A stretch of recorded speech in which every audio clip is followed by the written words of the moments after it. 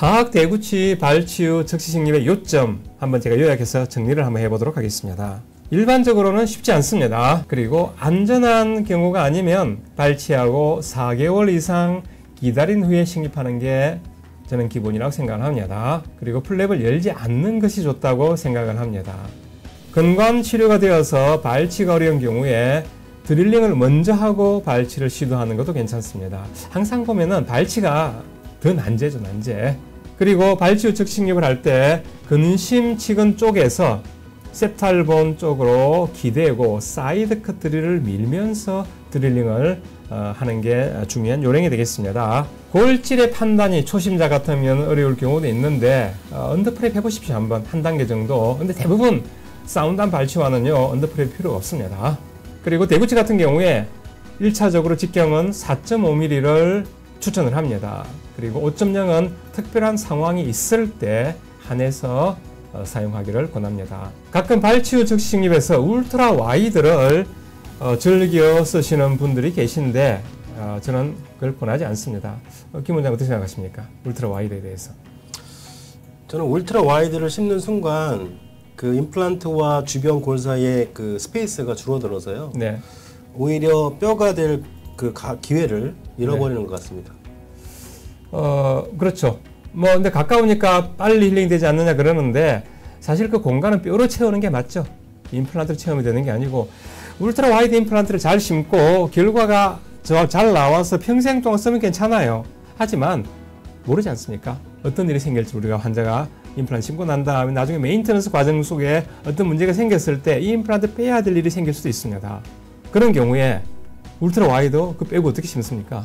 부러지지 않는 직경에서 가장 작은 걸 심는 것이 1차적으로 항상 생각을 하고 있습니다. 제가 대구치 부위에 4.5를 심는 이유가 그겁니다.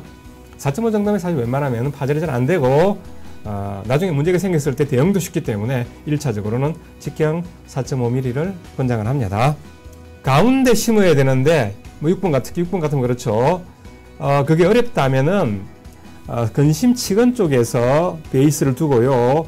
살짝 이렇게 디스탈로 기울여서 홀이 센터로 갈 수 있도록 그렇게 각도를 잡으면 쉽습니다. 실제 구치부스 이미디 식립할 때 그렇게 하는 게 대부분 쉬운 요령이 되겠습니다. 식립 깊이가 중요한데 이미디에 들어갈 때는 치연연에서 바라봤을 때 치연연이라는 게 박칼쪽 가장 낮은 박칼 진지발 마하진에서 5mm 이상이 되게 한다라고 그렇게 권장을 합니다. 제가 과거에는 좀 더 얕게 심고도 해봤습니다. 해보았는데 결과적으로는 최근에는 이걸 이렇게 하는 게 좋다는 것을 확정을 하고 이렇게 이야기하고 있습니다. 그거는 저뿐 아니라 김세웅님과 같이 이렇게 보초를 하고 팔로우를 하면서 느낀 게 되겠습니다.